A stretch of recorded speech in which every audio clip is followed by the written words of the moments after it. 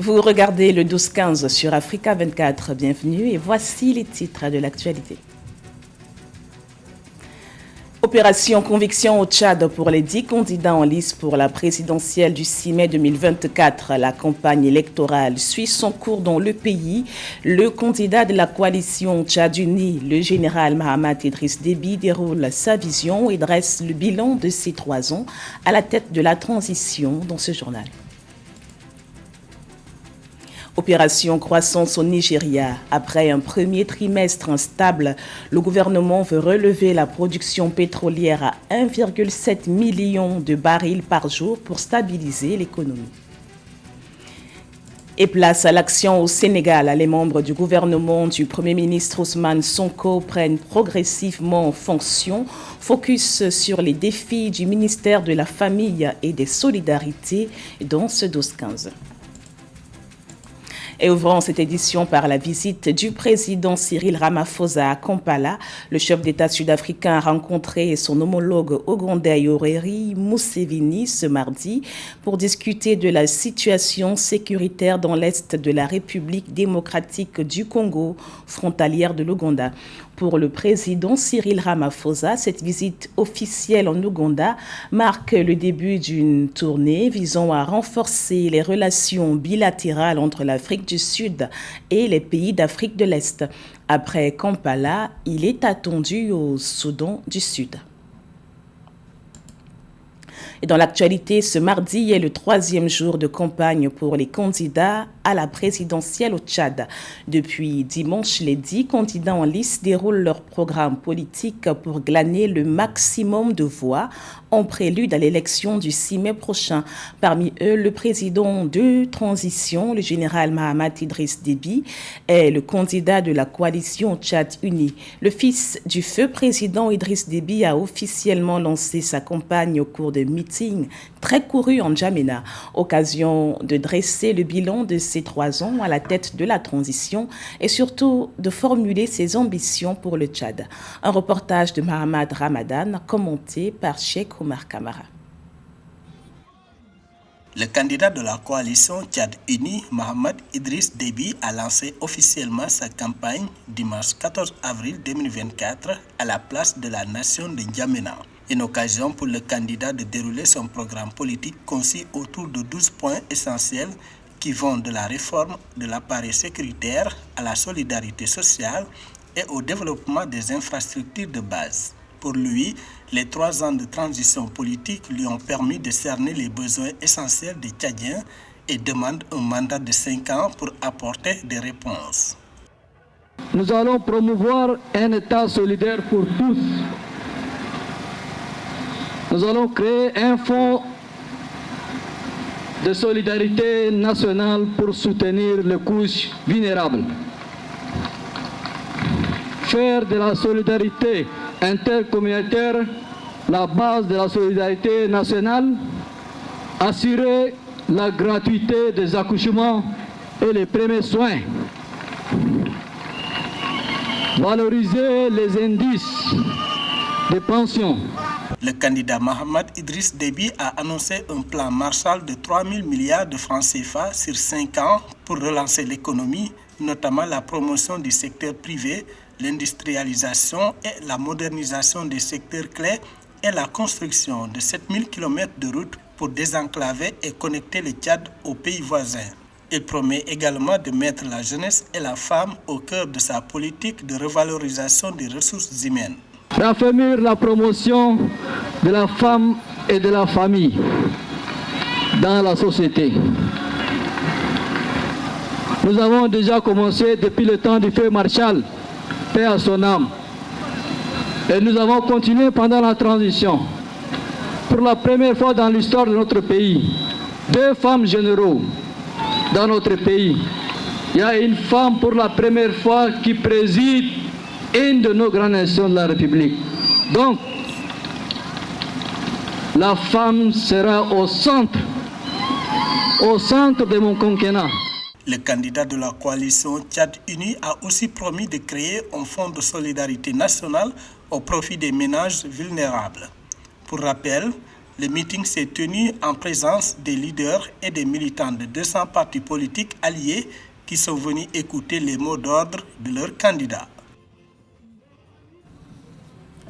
Autre élection en perspective au Togo, les législatives et régionales se tiendront le 29 avril dans un climat politique tendu marqué par l'adoption d'une nouvelle constitution controversée.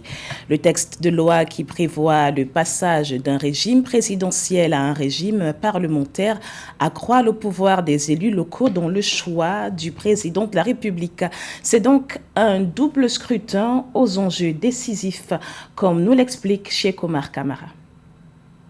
Le coup d'envoi de la campagne électorale pour les élections législatives et régionales au Togo, fixé au 29 avril 2024, a été donné samedi 13 avril. Cependant, ce lancement a été marqué par une atmosphère de forte tension politique exacerbée par l'adoption par l'Assemblée nationale d'une nouvelle constitution en mars 2024. Le parti au pouvoir, l'Union pour la République UNIR, comme plusieurs partis de l'opposition, dont l'Alliance nationale pour le changement ANC et des forces démocratiques pour la République FDR, ont commencé leur campagne pour les deux scrutins dont les enjeux sont considérables pour l'avenir politique du pays. L'enjeu est simple, confirmer la confiance et le soutien du peuple togolais dans tout ce que nous sommes en train de faire. Mais en même temps, dire aux Togolais que nous serons à leur écoute et que nous allons agir pour améliorer et accélérer tout ce que nous avons fait jusqu'à présent. Nous sommes là sereins parce que nous savons qu'on va les combattre. On va les combattre et on ne laissera pas un adepte du coup de force permanent nous imposer sa vision. Le scrutin pour les législatives permettra d'élire 113 députés devant constituer la nouvelle Assemblée nationale, l'actuelle représentation du peuple comptant 91 députés dont les mandats sont arrivés à terme depuis janvier 2024. En vertu de la nouvelle constitution, il reviendra au Parlement togolais d'élire le président de la République pour un mandat unique de 6 ans. L'autre aspect de cette campagne, c'est le fait que les partis d'opposition ont décidé de soulever le problème de la constitution votée en catimini par une Assemblée nationale en fin de mandat pour que justement la population, pour lui donner ses voix plutôt, pour empêcher que cette constitution ne soit définitive. Le pouvoir reposera ainsi entre les mains du président du Conseil des ministres, une sorte de premier ministre nommé par les parlementaires chargé de fonctions régaliennes selon le nouveau texte. Et ce chiffre dans l'actualité du jour au Nigeria, 27 millions de dollars, c'est la somme récupérée par l'Agence de lutte contre la corruption après une enquête sur des allégations de fraude au ministère chargé de la pauvreté. L'enquête en cours révèle par ailleurs une gestion douteuse des fonds liés au Covid-19 et d'un prêt de la Banque mondiale. L'argent évaporé devait alimenter des programmes d'aide sociale et de lutte contre la pauvreté. Et suite aux nombreux soupçons de détournement de fonds, le président Bola Tinubu avait décidé de suspendre la ministre des Affaires humanitaires et de la lutte contre la pauvreté en janvier dernier. Beta Edu était soupçonné d'avoir viré 50 millions de dollars de fonds publics vers un compte bancaire privé. Et ce scandale de corruption est amplifié par une situation économique morose au Nigeria. Après l'importante chute du naira face au dollar, la production pétrolière du pays a globalement été instable tout au long du premier trimestre 2024. Le Nigeria, plus grand exportateur de pétrole sur le continent, souhaite optimiser son rendement en baisse ces derniers mois en rehaussant la production pétrolière à 1,7 million de barils par jour. Les détails avec Pauline Minka. S'exprimant samedi 13 avril 2024 sur la dynamique de production du pétrole du Nigeria, le ministre d'État au pétrole, Heineken Lokpobiri, a indiqué l'ambition du gouvernement fédéral de porter la production pétrolière du pays à 1,7 million de barils par jour à court terme.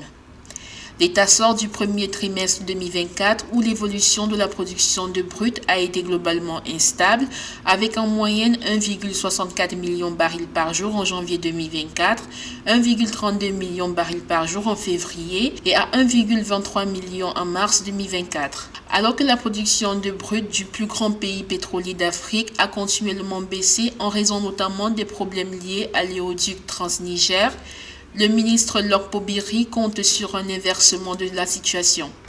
Le gouvernement travaille à optimiser les rendements de tous les puits à l'échelle fédérale en vue d'augmenter la rente pétrolière qui finance encore une part importante du budget de l'État malgré les plans de diversification de l'économie.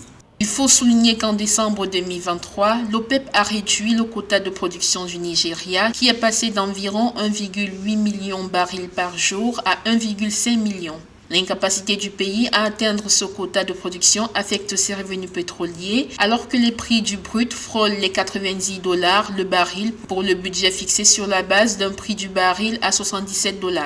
La mesure que l'OPEP a prise, c'est une bonne chose dans la mesure où ça devait permettre aux pays qui sont producteurs de pétrole d'avoir des niveaux de prix qui sont relativement intéressants pour leur économie. Mais le Nigeria, étant dans des difficultés économiques, ne serait pas en mesure. Par ailleurs, le gouvernement nigérien avait pris des mesures pour stimuler l'investissement dans le secteur pétrogazier. Dans l'ensemble, ces mesures modifient la législation en vigueur pour introduire les incitations fiscales concernant les projets gaziers sans brut associés, le secteur intermédiaire et les activités pétrogazières en eau profonde. La suite de ce 12-15 nous mène au Sénégal, où le gouvernement du Premier ministre Ousmane Sonko prend ses marques. La nouvelle ministre de la Famille et des Solidarités a officiellement pris fonction le 12 avril dernier à Dakar. Maïmouna Diaye s'est engagée à renforcer le tissu familial et la protection des plus vulnérables. La femme politique promet aussi d'initier des projets pour garantir l'accès aux services sociaux de base pour les Sénégalais. Fatma Niang.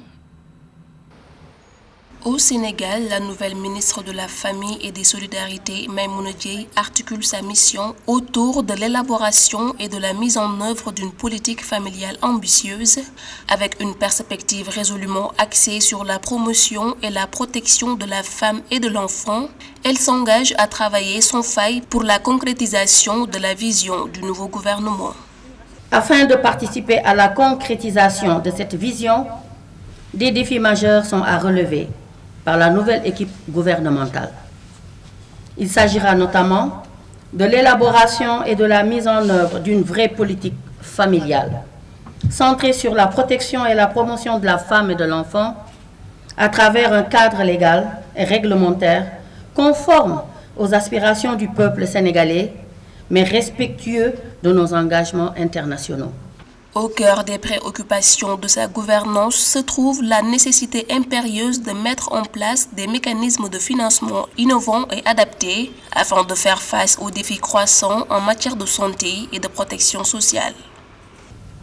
Il faut aussi mettre en place un système sanitaire et une protection sociale plus efficace, plus efficient et à moindre coût, par, entre autres, le développement d'un financement de la santé endogène et innovant.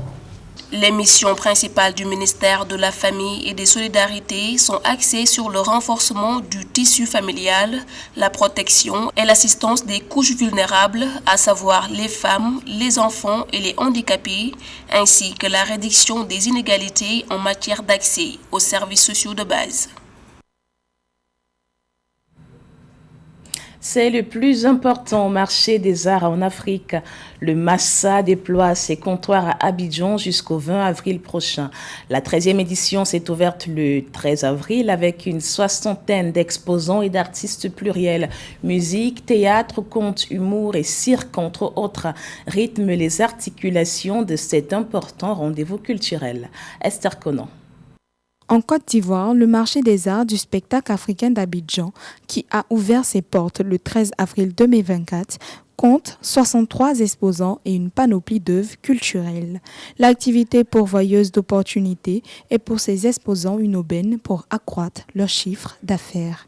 Cette activité, ça nous apporte amélioration de chiffre d'affaires au niveau des clients en Côte d'Ivoire. On attend vraiment que les gens puissent sortir et nous visiter parce que nous fabriquons beaucoup de choses et c'est les Africains qui font ce genre de trucs. Vraiment, je crois qu'il est important que des clients viennent nous encourager à le faire. Ce marché sera ouvert jusqu'au 20 avril 2024 et accueillera de nombreux participants et acheteurs qui sont enthousiastes face à la programmation de ce rendez-vous culturel. J'ai trouvé la programmation du marché extrêmement intrigante et forte et j'ai envie d'aller voir beaucoup de choses.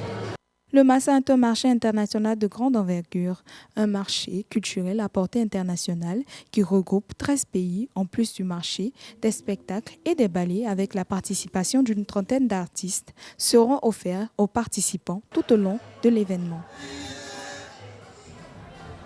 Cette édition du 12-15 est une signature de l'ensemble de la rédaction. L'information se poursuit sur Africa 24.